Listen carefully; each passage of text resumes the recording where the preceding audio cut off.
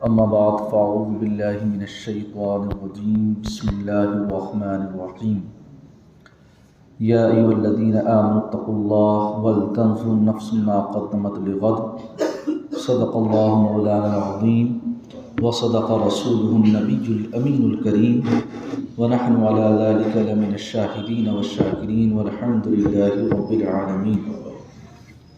آئیے سب سے پہلے آقا انعامدار فخر آدم و بنی آدم رحمت دو عالم نور مجسم صلی اللہ تعالی علیہ وسلم کی بارگاہ بے کس پناہ میں ہدیہ درود شریف کا نذرانہ پیش کریں۔ پڑھیں بآواز اللہم صلی علی سیدنا و مولانا محمد مبارک وسلم صلی علیہ صلاۃ و سلام علیک یا رسول اللہ صلی اللہ تعالی علیہ وسلم۔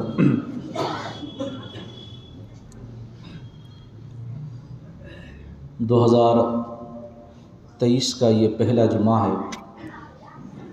اللہ کی بارگاہ میں دعا ہے کہ پروردگار عالم گزشتہ سال ہونے والے ہمارے تمام گناہوں کو معاف فرمائے، اور پروردگار عالم اس سال ہم سب کو خوب نیکیاں کرنے کی توفیق عطا فرمائے۔ گزشتہ جمعہ آپ کو بہت ساری باتیں بتائیں تھیں اس تعلق سے کہ انسان کو فکر آخرت میں رہنا چاہیے اور اپنی زندگی صرف ذکر الہی میں گزارنا چاہیے، لیکن عموماً ہمارا نوجوان اور ساتھ ہی ساتھ ہمارے بڑے بھی جشن مناتے ہوئے ہمیں نظر آئے۔ ہمیں خوشی منانے کا یا غم منانے کا اختیار جہاں دیا گیا ہے تو اس کے لیے دائرہ اور حدود بھی قائم کی گئی ہیں، اس کا ہمیشہ خیال رکھنا چاہیے۔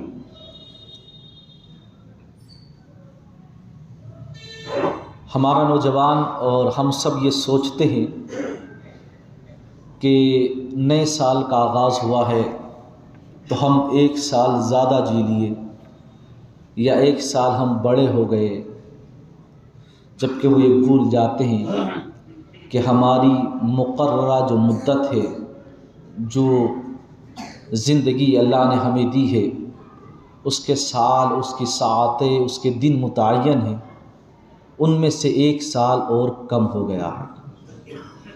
یہ یوں کہو کہ ہم موت سے اور قریب ہو گئے ہیں۔ ظاہر سی بات ہے، اگر انسان یہ سوچے کہ میں تھوڑا بڑا ہو گیا تو یہ خوشی کی بات ہے، اور یہ سوچے کہ میں موت سے قریب ہو گیا تو یہ غم کی بات ہے۔ ہمارے یہاں تو اگر خوشیاں بھی ہوتی ہیں تو اللہ کے شکر ادا کرنے کا حکم ہے، نماز روزہ قائم کرنے کا اور ادا کرنے کا حکم ہے۔ ہمارے یہاں اس طریقے سے قمقمے لگا کر رات بھر رت جگا کرنا، رات بھر جاگنا، ڈانس پارٹیز وغیرہ میں شامل ہونا، یا پب جانا، کلب ہاؤس میں جانا، یا کسی پبلک پلیسز پہ جا کر کے شراب نوشی کرنا، سگریٹ پینا، یہ اسلام نہیں تعلیم دیتا ہے، اور نہ ہی ہمیں اس پر عمل کرنا چاہیے۔ آپ لوگوں کو یاد ہوگا کہ 2022 کا جب آغاز ہوا تھا، 2021 اور 20 تو آپ کو یاد ہی ہوں گے، کورونا کال میں گزرے، اور آپ کو یہ بھی یاد ہوگا کہ 2020 کی ابتدا تھی تو لوگ سڑکوں پر تھے، 2021 کی ابتدا تھی تب بھی لوگ سڑکوں پر تھے۔ 2020 کی ابتدا میں سڑکوں پر اس لیے تھے کہ قانون ایک بنایا گیا تھا جس کے خلاف نوجوانوں نے، خاص کر جامعہ ملیہ اسلامیہ یونیورسٹی کے طالب علموں نے دھرنے وغیرہ دیے تھے۔ 2021 میں اس لیے ہم دھرنے دے رہے تھے کہ کسان آندولن چل رہا تھا، لیکن 2022 کا شاید آپ کو یاد ہو نہیں ہو، نئے سال کا جب آغاز ہوا تھا تو اس وقت سرخیوں میں ایک خبر چلی تھی بلی بائی ایپ اور سلی ڈیڈز اور کلب ہاؤس کے تعلق سے. عورت کی عصمت کو تار تار کیا گیا، آن لائن بولی لگائی جا رہی تھی، خواتین کی عزت سے کھلواڑ کیا جا رہا تھا، اور خواتین کے پرائیویٹ جو پارٹس ہوتے ہیں ان کے بارے میں جو بولا گیا اور لکھا گیا وہ سرخیوں میں آیا. اس پر کارروائی بھی ہوئی، جس طریقے سے ہونا چاہیے تھی اس طریقے سے تو نہیں ہوئی، لیکن کارروائی کی گئی. اس پر ہم نے مضمون بھی لکھا تھا. مارچ 2022 میں کنز الایمان میں وہ شائع بھی ہوا کہ عورت کی حیثیت کل کیا تھی اور آج کیا ہے، اور ہندوستان میں اس کا مقام کیا ہے. لیکن 2023 کا آغاز ہوا، آپ دیکھیے آج بھی عورت ہی کی عزت سرخیوں میں بنی ہوئی ہے. آج بھی ایک لڑکی کا کیس خوب نیوز پہ چل رہا ہے، مطلب بدلا کچھ نہیں، ہم وہی ہیں. ہم نے کوئی بھی اپنا لائے عمل تیار نہیں کیا، ہم نے کوئی بھی عزم مصمم نہیں کیا. ہم چاہتے نہیں کوئی بدلاؤ ہونا تو یہ چاہیے کہ 2023 کا آغاز ہوا، مبارکباد آپ لوگوں نے ایک دوسرے کو دی، تو آپ لوگ یہ عزم کرو کہ سال میں 365 دن ہیں، اب ایک بھی نماز نہیں چھوڑنی ہے. میں فجر کی نماز سے دن کی ابتدا کیا کروں گا. یہ عزم مصمم کرنا چاہیے، یہ خود سے کمٹمنٹ کرو.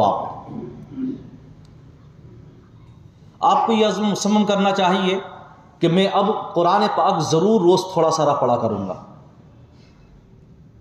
چاہے تھوڑا سا پڑھوں، ضرور پڑھوں گا روزانہ. اور یہ سب حدیث، اس پر فضیلتوں پر اس پر حدیثیں موجود ہیں. یہ ہمیں عزم مصمم کرنا چاہیے. جب 2023 کا آغاز ہوا، ہمیں عزم مصمم یہ کرنا چاہیے کہ میں اپنے گھر کی خواتین کے لیے ایسا انتظام کروں گا، ایسا تربیتی ماحول گھر میں قائم کروں گا کہ جس سے ان کے اندر دینی مذہبی بیداری پیدا ہو.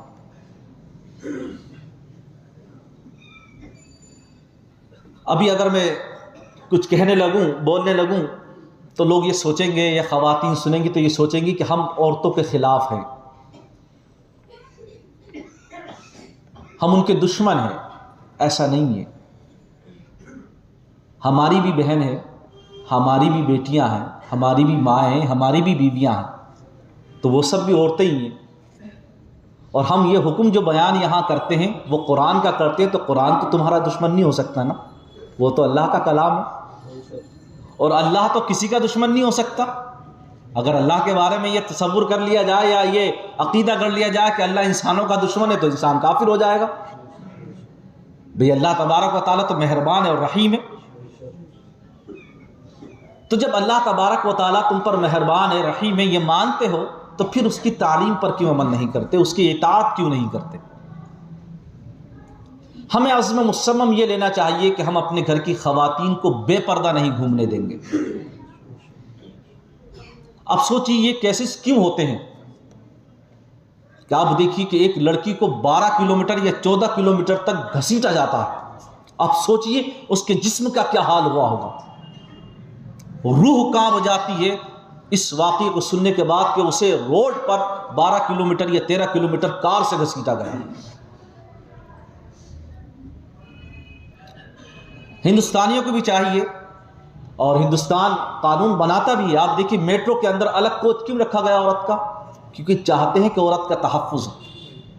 وہ بھی چاہتے ہیں کہ عورت کی عزت سے کوئی کھلواڑ نہ کرے، کوئی جنگلی، کوئی ظالم جو ہے عورت پر انگلی نہ اٹھائے، اس سے اپنی ہوس کا شکار نہ بنائے. اب دیکھیے عورت بس میں سفر کرتی ہے تو بس کے اندر گارڈ بٹھا دیے گئے، اس لیے تاکہ کوئی چھیڑ چھاڑ نہ کرے. ابھی کل ہی کی بات ہے، ڈی ٹی سی بس کے اندر ایک آدمی اور لڑکی کو دیکھنے کے بعد غلط حرکت کر رہا تھا، تو پولیس والے نے ایکشن لیا جو وہاں تھا موجود. ہماری تو نظریں اس پر رہتی ہیں. یہ کیوں واقعی میں آپ کو سنا رہا ہوں کہ یہ اگرچہ آپ کی بہن بیٹی نہیں ہوگی، یہ جو باتیں بتائی ہیں میں نے، لیکن یہ ہندوستان کی تو بیٹی ہے نا، یہ کم سے کم ہمارے شہر کی تو رہنے والی ہے نا۔ ہماری بہنیں اتنی رات میں کیوں آ رہی ہیں؟ کیوں ایسا کوئی قانون نہیں بنتا کہ عورت کو رات میں کام کرنے کی اجازت نہ دی جائے؟ یہ ہم گزارش کرتے ہیں کہ قانون ایسے بھی بنے۔ جب آپ نے الگ کوچ رکھ دیا، ڈی ٹی سی بس میں الگ ان کے لیے سیٹ بنا دی ہیں، تو آپ یہ کیوں نہیں مناتے کہ عورت کو رات میں جو ہے کام نہیں کرنے دیا جائے؟ دن میں صرف عورت کام کرے گی۔ عورت کو اگر کیب سے جانا ہے، آنا ہے، تو اس کے لیے جب آپ انتظام کرتے ہیں تو وہ مردوں کی کیب میں نہ آئے، اس کے لیے الگ سے کیوں انتظام نہ کیا جائے؟ اب آپ دیکھیے کہ بہت سارے ایسے کام ہیں کہ جہاں عورتیں کرتی ہیں الگ کام، لیکن مرد نہیں کرتے۔ بہت ساری کمپنیز ایسی سویدھائیں دیتی ہیں۔ تو جب ہم کام کر ہی رہے ہیں تو کام اچھے طریقے سے ہم کریں تاکہ ہماری بہن بیٹیوں کی عزت محفوظ رہے۔ چونکہ ہم مسلم ہیں، اس تناظر میں ہم بات کرتے ہیں، تو ہمیں تو اور زیادہ ذمہ داریاں بڑھ جاتی ہیں ہماری۔ اگر بہن ہے تو اور زیادہ ذمہ داری بڑھ جاتی ہے، بیٹی ہے تو اور زیادہ ذمہ داری بڑھ جاتی ہے۔ تو ہمیں تو ہر حالت میں اسلام کے تناظر میں سوچتے ہوئے ان کی تربیت بھی کرنی ہے اور ان کا تحفظ بھی کرنا ہے۔ ہوتا کیا ہے عموماً دیکھو، یہ ہم سب جانتے ہیں، اس سے کسی کو انکار نہیں ہے۔ اللہ تبارک و تعالی نے عورت کے جسم میں کشش اتنی رکھی ہے کہ جب مرد اسے ننگا دیکھتا ہے یا مرد چست کپڑوں میں اسے دیکھتا ہے تو اس کی نظریں بھی بہک جاتی ہیں اور اس کا مائنڈ بھی چینج ہو جاتا ہے۔ مرد میں اتنی کشش اللہ نے نہیں رکھی ہے۔ ہمیں چاہیے کہ ہم اپنی بہنوں کو لباس ایسا دیں جو ڈھیلا ڈھالا ہو۔ آپ خود بتائیے، برقعے میں چاہے بوڑھی کھڑی ہو، جوان کھڑی ہو، سب ایک سی نظر آتی ہیں اگر وہ حجاب لگائے وہ ہو۔ اس میں یہ پتہ نہیں چلتا ہے کہ اس میں سے 20 سال کی کون ہے اور 40 کی کون ہے اور 60 کی کون ہے۔ تو انسان کی نظریں نہیں بہکتی ہیں کہ کون جا رہا، اور پھر جانے کی ضرورت بھی کیا ہے؟ اسلام نے تو منع کیا، اگر کوئی ضرورت ہے تو پھر اس کی حدود بھی قائم کی۔ یاد رکھو، مٹھائی کھلی اگر چھوڑی جائے گی تو مکھیاں بھی آئیں گی، گرد و غبار بھی آئے گی۔ اگر چاہتے ہو کہ مٹھائی گرد و غبار سے بھی محفوظ رہے اور مکھیاں بھی اس میں نہ بیٹھے، اگر چاہتے ہو کہ تمہاری بہن بیٹیوں کی عزت بھی محفوظ رہے اور وہ کسی جنگلی جانور کا شکار نہ ہو، تو اسے تو قید رکھنا پڑے گا نا۔ یہ اس کے لیے قید خانہ نہیں ہے۔ یاد رکھو، یہ اس کے لیے وہ حدود ہیں جو اس کی عزت کو محفوظ رکھتی ہیں۔ ورنہ سچ بتانا، آقا صلی اللہ تعالی علیہ وسلم کے زمانے میں، سب نبی کا زمانہ ہے یاد رکھیں آج بھی، لیکن اس وقت جب زہات ظاہری میں عورتیں مسجد میں آیا کرتی تھیں تو آپ حیرت کریں گے، آقا صلی اللہ علیہ وسلم نے دیکھا کہ نماز پڑھانے کے بعد آپ دیر سے اٹھا کرتے تھے، اور جب تک میرے نبی نہیں اٹھتے تھے مصلی سے کوئی اٹھتا نہیں تھا۔ آج ہم تیزی بھاگ جاتے، امام صاحب کراتے رہیں گے دعا، چلو اس بعد میں دیکھا جائے گا۔ ہم ادب بھول گئے، ہمیں کوئی مطلب نہیں، جبکہ یہ ادب ہے، جب تک امام مصلی سے نہ ہٹے نہیں ہٹنا چاہیے۔ اب ہوا کیا کہ آقا صلی اللہ علیہ وسلم دیر سے اٹھتے تھے، اس کی وجہ صحابہ نے بیان فرمائی ہے، اس لیے کہ عورتیں سب سے پیچھے ہوتی تھی، نماز پڑھتی تھیں تاکہ وہ نماز پڑھ کر پہلے نکل جائے، ایک وجہ۔ دوسری حضرت عبداللہ بن عمر کے بارے میں ہے، فرماتے کہ آقا صلی اللہ تعالی علیہ وسلم نے مجھ سے کہا، اے عبداللہ بن عمر، صحابی رسول ہیں، کہ یہ جو عورتیں نکلتی ہیں تو کبھی کبھی مرد بھی انٹری کرتے ہیں، ادھر سے نکلتے ہیں، ایگزٹ کرتے ہیں، تو خلط ملط ہو جاتا ہے، حالانکہ ان کے ایمان بڑے مضبوط تھے۔ میں چاہتا ہوں کہ اس گیٹ سے صرف عورتیں نکلیں یا عورتیں داخل ہو، مرد نہ ہوں۔ تو عبداللہ بن عمر فرماتے ہیں، یہ نصیحت ایسی اثر کر کے گئی کہ جب تک میں زندہ رہا کبھی اس گیٹ سے داخل بھی نہیں ہوا اور نکلا بھی نہیں۔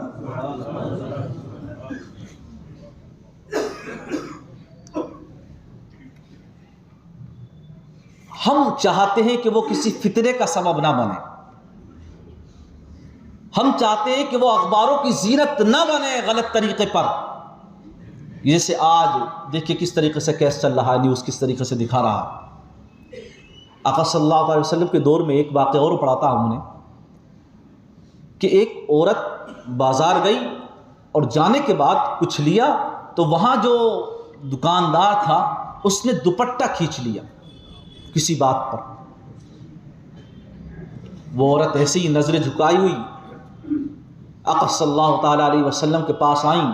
شکایت ہوئی تو آقا صلی اللہ تعالیٰ علیہ وسلم نے وہاں کوئی ہنگامہ یا وہ نہیں کیا. فرمایا بازار ہی عورتوں کا الگ بنا دیا جائے. سبحان اللہ کہنے میں کنجوسی کیوں ہو گئی؟ مطلب اگر میں سیریس باتیں کر رہا ہوں تو اگر بات حدیث کی آ جائے یا نبی کی آ جائے تو سبحان اللہ کہہ دیا کرو یا صلی اللہ علیہ وسلم بول دیا کریں. تو آقا صلی اللہ تعالیٰ علیہ وسلم کی یہ تجاویز میں نے آپ کے سامنے اس لیے رکھی کہ یاد رکھو عورت کل بھی کیا تھی اور آج بھی کیا ہے. اس کا مقام اسلام نے اتنا بلند کیا ہے کہ کل زمانے میں عورتوں کو زندہ درگور کر دیا جاتا تھا, اسے رکھیل کے طور پر رکھا جاتا تھا, اور عورتوں کی عصمت دری کا معاملہ اتنا تھا کہ ایک ایک ساتھ کئی کئی بیویاں لوگ رکھتے تھے اور انہیں جواؤں میں ہار جایا کرتے تھے.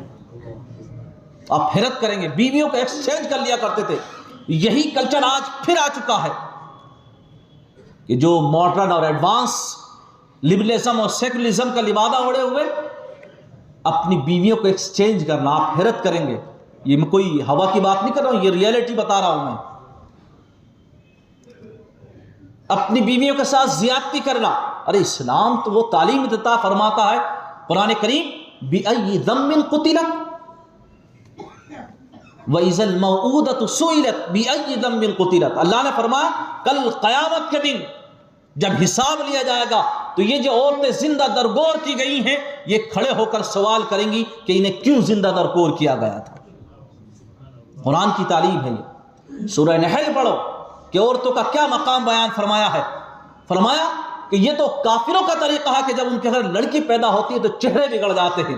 عورت کا مقام جاننا ہو تو اسلام تو یہ کہتا ہے کہ عورت جب پیدا ہوتی ہے تو فرشتوں کا نزول ہوتا ہے اور رحمت بن کر ایسے برستے ہیں کہ وہ اپنے بازو بچھا دیتے ہیں اور اس لڑکی کو بشارت دیتے ہیں کہ ایک کمزور نفس, ایک کمزور جسم سے پیدا ہونے والی لڑکی, سن اگر تیری پرورش اچھی ہوئی تو کل قیامت میں جو اس کی پرورش کرے گا پروردگار عالم اس کی علیہ آسانیاں پیدا فرمائے گا.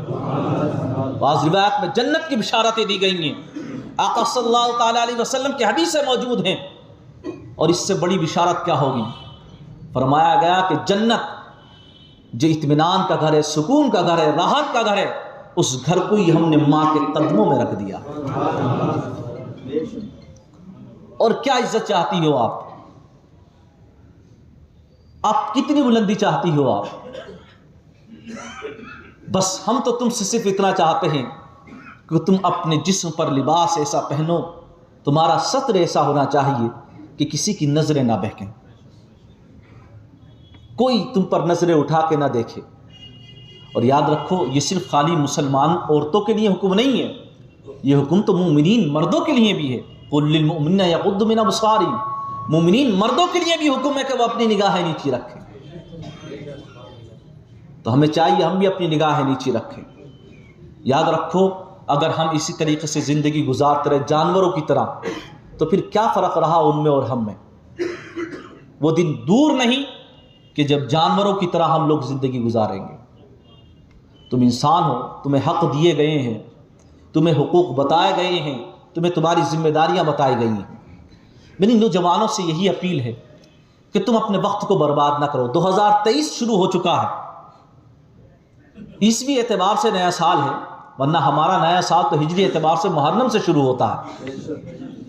چلیے آپ اسی کو مانتے ہیں, اس کی تاریخوں کا زیادہ استعمال کرتے تو آپ عزم کیجئے کہ آپ اس سال کوئی نماز قضا نہیں کریں گے. آپ کر کے دیکھیے. آپ سب کی آواز نہیں آئی. مطلب عزم مصمم نہیں ہے, پختہ ارادہ نہیں ہے, چھوڑو گے ضرور. ارے رب کا حکم ہے, اور جب رب کا حکم آ جاتا ہے تو پھر اس میں سوچا نہیں جاتا ہے, سر تسلیم خم کر دیا جاتا ہے. تو اللہ تبارک و تعالی نے کہہ دیا اقیموا الصلاۃ, نماز قائم کرو. تو تم اپنے آپ سے یہ کمٹمنٹ کرو کہ کوئی نماز نہیں چھوڑنی. دوسرا, تم یہ ارادہ رکھو اور یہ نیت کرو کہ میں اپنے گھر ایک دینی ماحول قائم کروں گا، اور دینی ماحول اس طریقے پر قائم کروں گا کہ میں خود اگر اس کا اہل ہوں تو میں خود اپنے گھر والوں کو دین کی باتیں سکھاؤں گا، اگر اہل نہیں ہوں تو فیضان احمد نعیمی جمعے میں جو خطاب کرتے تھوڑا تھوڑا ان میں سے پورے ہفتے بتاؤں گا، یا مارکیٹ سے کتاب خریدوں گا، ٹھیک ہے، یہ عہد کرو، اور وہ پڑھوں گا، چاہے وہ انگلش میں ہو، ہندی میں ہو، اردو میں، ساری لینگویجز میں بات ہے الحمدللہ۔ دین کی باتیں سیکھو، قرآن شریف پڑھنا شروع کرو، جن کو نہیں آتا آپ ارادہ کر لو کہ اب میں قرآن پڑھوں گا۔ اللہ کے نبی فرماتے جس نے قرآن کو پکڑ لیا، یعنی قرآن سے محبت کر لی، کل قیامت میں یہ ایسا پکڑے گا جہنم میں جانے نہیں دے گا، یہ شفاعت کرا کے جنت میں لے کر چلا جائے گا، ایسی شفاعت کرے گا کل قیامت میں یہ قرآن کریم۔ تو اسے مضبوطی سے پکڑو۔ اہم بات، تمہیں سیکھنے کا بہت شوق ہے، سوشل میڈیا کو ترک کرو، یہ وقت کی بربادی ہے، گھنٹوں برباد ہو جاتے ہیں آپ سب، یقین مانو بہت گھنٹوں برباد کرتے ہو آپ، یہ بہت خطرناک ایڈکشن ہے، آپ اس کی عادت مت بناؤ، ہو سکے تو بالکل چھوڑ دو، اور استعمال کرو تو صحیح استعمال کرو اس کا۔ یاد رکھو لباس جو ہم پہنتے ہیں اس کا اگر اچھے سے لباس کرے تو بڑا فائدہ ہمیں پہنچاتا ہے، ایسے ہی اگر سوشل میڈیا کا مثبت استعمال کیا جائے تو کوئی حرج نہیں، آپ اس کا اچھے سے استعمال کریں۔ آپ یہ عہد کرو تمہیں سیکھنے کا شوق ہے تو کوئی زبان سیکھو، اور وہ زبان ہے عربی زبان سیکھو، تاکہ قرآن کا ترجمہ پڑھنے میں تمہیں مزہ آئے، قرآن پڑھنے میں تمہیں مزہ آئے۔ یہ عزم کرو کہ ہم عربی گرامر سے کچھ نہ کچھ ضرور سیکھیں گے، ہم یہ عزم کرو۔ عزم کرنا ہے تو یہ عزم کرو کہ ہم کوشش کریں گے کہ اپنی قوم کو آگے لے کر جائیں، اور یہ کنٹریبیوشن ہوگا ہندوستان کے لیے، یاد رکھو آپ کا۔ کیوں؟ کیونکہ جب منفرد یعنی انفرادی طور پر آپ کوشش کریں گے تو آپ تو آگے جائیں گے، لیکن آپ کا دیش بھی آپ کی وجہ سے آگے جائے گا۔ اپنی کمیونٹی کو آگے بڑھانے کا آپ عزم کریں، آپ کوشش کریں کہ جو آگے بڑھے گا اور اس کے اندر قائدانہ صلاحیتیں ہیں اگر اس کے اندر، اور وہ واقعی اہل ہے، اس کا اہلیت رکھتا ہے آگے بڑھنے کی، تو اس کے پیچھے چلو، اسے آگے بڑھاؤ، اسے کھینچو مت، اس کی ٹانگ مت کھینچو اس کی۔ یہ عزم کرو کہ ہم جو سماج میں برائیاں پیدا ہو گئی ہیں ان میں سے کسی نہ کسی کا خاتمہ کریں گے۔ جیسے ایک برائی بتا دیتا ہوں، باقی آپ سوچتے رہیے، جہیز کا خاتمہ کرنے کا عزم کرو، سب سے بڑی لعنت ہے یہ۔ کوشش کرو کہ ہم سادہ اور سمپل شادیوں کو فروغ دیں۔ ہم نوجوانوں سے میری اپیل ہے کہ وہ اس پر کام کریں۔ عزم کرنا ہے تو یہ عزم کرو 2023 کا کہ 365 دن ہے، اس کے اندر ہم پورے مہینے میں ایک مرتبہ کلام پاک کا ترجمہ مع مختصر تفسیر پڑھیں گے۔ ہم یہ عزم کرو۔ آپ عزم کرنا ہے تو ان چیزوں کا عزم کرو۔ عزم کرنا ہے تو عزم یہ کرو کہ ہم جو سنتیں ہم سے چھوٹ جاتی ہیں ان میں سے 2-4 سنتوں کا پابند ہم اب ہو جائیں گے، اب کوئی ہم سنت نہیں چھوڑیں گے۔ یہ عزم کرو۔ کھانا کھانے سے پہلے بسم اللہ پڑھنا، کھانا کھانے کے بعد بسم اللہ پڑھنا، الحمدللہ کہنا، اللہ کا شکر بجا لانا، دن کی یہ عزم کرو۔ اور ایک چیز اور ہے، آخری بات، ورنہ بہت سارے عزائم ہو سکتے ہیں، آپ اپنے 5 عزم طے کر لیں اور اپنی ڈائری میں لکھ لیں کہ مجھے اس سال یہ پورے کرنے ہیں، ٹھیک ہے؟ میں چاہتا ہوں کہ میرے پاس بھی نوجوان پہنچائیں کہ انہوں نے کیا کیا عزم لیے ہیں، 5 عزم لکھ کر مجھے بھیجنا، کوئی نہ کوئی، میں بھی دیکھنا چاہتا ہوں ان کے کیا عزم ہے۔